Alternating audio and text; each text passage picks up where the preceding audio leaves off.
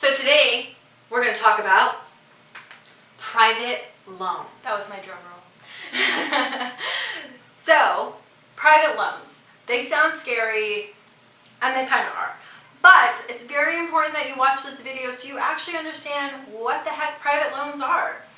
As most of you know, there are basically two different types of loans you can get for higher education. Private, federal. Simple, right? So private loans are going to be companies such as credit unions, banks, different types of state agencies, and some trickled in universities offering their own private loans. And these are going to just be different types of companies, whether lenders or servicers, that have their own loans with their own terms and conditions that are going to very greatly differ from federal loans. So instead of just scrolling through the terms and conditions like we always do for every single thing we see, you really want to make sure that you read these terms and conditions because they're going to be different from what you've seen for your federal loans. Okay? So one of the big things for private loans is you just kind of want to make sure that you're looking at your federal loan opportunities before you jump into these loans. So the biggest thing outside of applying for university is applying for FAFSA. It is so important that you apply for FAFSA so you can kind of pick up what I like to call the cheap or free money options first. Don't throw away your money. Don't do it. That's so dumb. You can use it on way more fun stuff than stupid loans. So make sure you're doing your FAFSA, apply for grants, apply for scholarships, get that work-study, job that no one wants to do on campus. Just get it, and it's just free cash that they're giving you. Make sure you're taking advantage of those options. So one of the big things that we want to make sure that we're telling you and giving you all this research is really understanding the pros and the cons of private loans, but also federal loans. In one of our other videos, we went over the different types of federal loans, and we also have a loan video on the pros and cons and really weighing the difference between federal and private loans. So check out the descriptions below with those links because that's going to be really important to make sure that you're getting the most information. All right, so what do you need to consider when looking for a private loan servicer? Well, there are a couple factors. For instance, you maybe want to consider eligibility, also penalties and fees. Oh, that sounds horrible. Customer service. Number 3 is important. Oh yeah, for sure. We're actually going to be going over the several factors that we believe are absolutely pertinent to be considering when looking for a private loan servicer or a private loan company. We'll use those terms interchangeably throughout the video. All right, so first things first, interests. You always want to know the possible highest and lowest interest rate. The reason why we always tell you that you need to consider your interest rate is because it'll vary across company and it'll vary across who you are as an individual, and we're going to go into how that varies very soon. So there's fixed and then there's variable interest. Now, if you want to know a little bit more about these two different types of interest rates, we got a TikTok. Check that out for a definition and you'll be able to figure out the differences. You definitely want to know the differences between those two because honestly, when I picked my student loans, I had no idea and I just picked one willy-nilly and that turned out to be the worst decision and cost me a lot of money in the end. So check out the TikTok because it's going to go over the pros and cons of those two different types of interest rates. Yes. In addition to also looking at interest rate, you are also going to have to consider the minimum and maximum that those companies are willing to lend you. And that will vary, one more time, across these companies. And there are a ton of companies out there, and we're going to discuss our top 3 along with the top 5 named by U.S. News. All right. In addition, you also want to make sure, do your due diligence to figure out if that loan company is actually managing that loan. Isn't that crazy that some of these companies don't even like handle your loan? They're just almost like an interface. They really are. They're literally just like, give me your money that you're going to owe me, and we're going to ask someone else to do all the hard work. Yeah, so you're going to hear these other terms: servicer and loan providers. Lenders. Lenders. This is why we have a TikTok, to teach you all of these terms, because people like this girl still don't know the difference. Yeah, you need to know the difference between them, and we go into the differences. So in addition to that, eligibility. I know I just named that 10 seconds ago as a factor, but that's really going to determine if you can even get the private loan or not. You have to be credit worthy. I know you're just freshmen or sophomores or juniors or seniors, and you probably don't have a credit worthy background. That means you're going to have to look for a cosigner. Oh, mom, dads, we love you. Mom and dad, thank you for being our cosigners. Yeah, seriously. All right. When it comes down to those cosigners, they're actually going to have to provide their income. So there is a minimum income, a maximum income that all play a role in this. So thank your parents for helping you out with those private loans. And then in addition to that, you have to be a trustworthy student, basically. You have to stay most of the time a full-time student and be performing well. If you don't know this, well, now you know. You actually sometimes may have to provide information on your performance, meaning that you're getting A's and B's. I know it's crazy, but that's sometimes what has to happen. You have to fill out a form. Yeah, so I mean, C's get degrees, but do they get you student loans? No.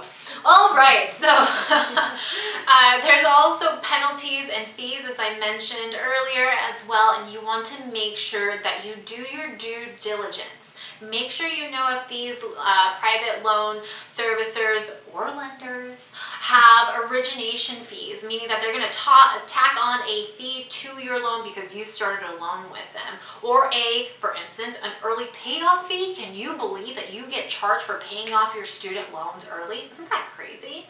I think it is. Mm-hmm. All right, and last but never least, and what we absolutely have done a ton of research on, customer service. Yep. Customer service is so important because this is your money. This is your money that you're going to be giving someone else and be paying it back with interest.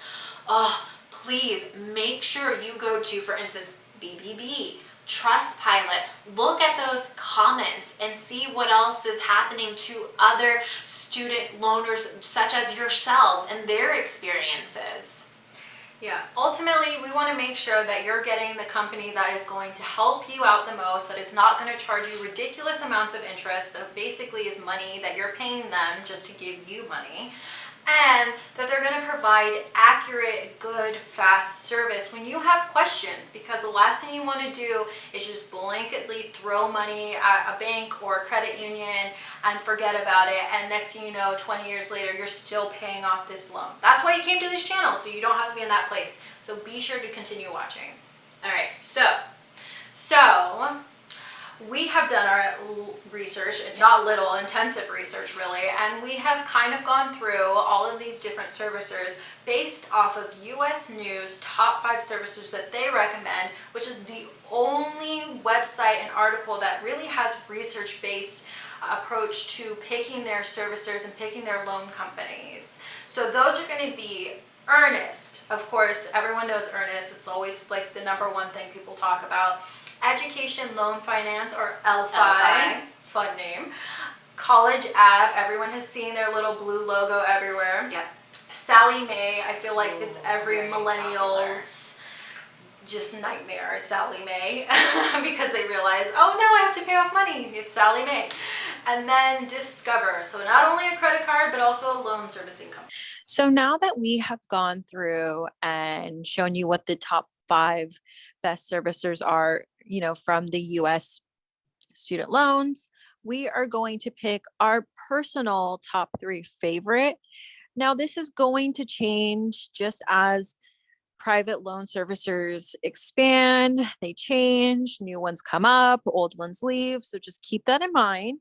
For now, our top three are going to be Earnest, Education Loan Finance or ELFI, and College Ave. So just to break down really why we chose these servicers, big components are the interest rates they provided, the maximum and minimum allotment for each loan that they can give you, and really what their eligibility looks like. So we are just going to list that all out for you. So for a fixed rate at Earnest, you're looking between a 3.34% and 11.44%. Now you have to keep in mind that these interest rates are going to be incredibly low right now just because of what's happening in the world, really, and what's happening in the US in terms of interest rates overall. Additionally, we're going to have a variable interest rate that's going to be starting at 1.04%, and that's going to include the 0.525% auto pay discount, which you'll pretty typically see at any servicer, private or federal. A minimum amount that you can qualify for your loan is going to be $1,000, and a maximum amount that you can qualify is going to be just cost of attendance. So those are pretty standard. In terms of eligibility, what they're really looking for is to make sure that you, as a first year, second year, or third year, are fully enrolled. And if you are fourth year or a senior, you are at least part-time. Now you need to have a FICO score of 650, which is not incredibly high, so it's pretty doable. But you need to have a minimum of 3 years of credit history, which, for some of us coming straight out of high school, that's a little hard. So a cosigner might be the way to go just to make that qualification. One of the nice things about Earnest is that they don't require a satisfactory academic progress report, which is essentially you sending them a report saying like, I'm still in good standing, I'm definitely at college. So that's kind of nice to not have to have that requirement. A big pro to Earnest is that they do have a deferment period that can go up to 9 months after graduation. But as a con, if you do choose to have a cosigner, you cannot release that cosigner. And some of these other private servicers do allow that. So that's really something to keep in mind, because maybe whoever's cosigning for you doesn't want to be on the hook for your 10, 15, 20-year loan. Just something to think about. Now for ELFI, we are going to be looking at fixed interest rates between 1.25% and all the way to 18%. So that's really high. It's a little bit nicer when you go over to variable. It starts at 4.5% and it goes all the way to 10.2%. A minimum amount is going to be $1,000. And again, a maximum amount is going to be cost of attendance. So it's kind of pretty similar throughout all three servicers, if we're being honest. Your eligibility is going to be a little different here. So instead of Earnest, where you have to be fully enrolled between your first and your third year, for ELFI, you can just be a part-time student and that's going to be sufficient enough. You do have to have a better FICO score. So it's going to be 680 rather than your 650 we've seen before. And the borrower and cosigner must be US citizens or permanent resident aliens. So that is a huge thing to keep in mind, because as many people have seen, it's really hard to get federal funding if you are not a US citizen. And so LFI kind of makes it a little bit harder, because then you can't get private funding through them. So that's a big deal. You must have an income minimum of $35,000, and you must have a minimum credit history of 3 years or 36 months. So, it's a little similar to Earnest, but really that permanent resident US citizenship is going to be a big deal with ELFI. So a huge pro to ELFI is they have a 4.9 rating on Trustpilot, which is really, really impressive, frankly.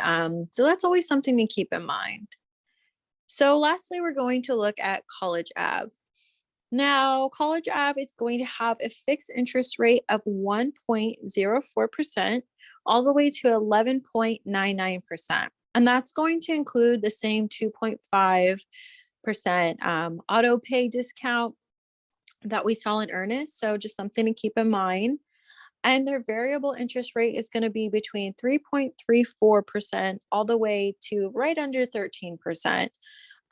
So a little bit of a difference between L5, but pretty similar to what we're seeing at Earnest private loans. So, you know, all in all, they're starting to look very similar, which is a part of why we like these three in particular, is because they do have a lot of good pros and line up with their competition.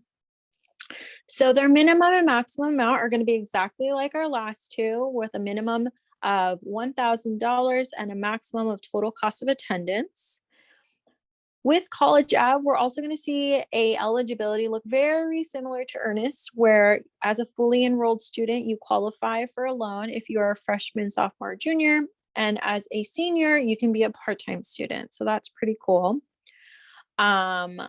We didn't actually find the credit criteria like we did for the other two servicers. Not sure why they're not posting that, but I imagine it's going to be similar to the other two. I mean, honestly, ultimately, the higher your credit score, the better your interest rate is going to be. So you really want to be above the minimum just to get a pretty decent rate. And that's where cosigners really come into play. So similar to our other ones, you're going to have a 3-year minimum of history credit or 36 months and a minimum income of 35,000. So another thing about College Ave is that on BBB, they do have an A+ rating, which is pretty nice. Again, you want to make sure if you have any questions about your loan, about the terms and conditions of your loan, that you can talk to someone, whether that's on the phone, via their chat, via email, and you're getting reliable customer service and reliable answers, because it's really going to dictate how you pay off your loan and what that looks like in your future. So do not underestimate the importance of customer service. All right, so those are our top 3 private loan companies based off of the criteria we were just talking about. Thank you for joining us to learn more of the tips, tricks, and facts related to private loans. And be sure to subscribe. Again, we upload every Monday. Hit the like button below. And also, if you have any questions about any of this stuff, feel free to leave it in the comments. We're going to try and help you guys out as much as we can, because that's what this channel is all about. See you next time, loaners.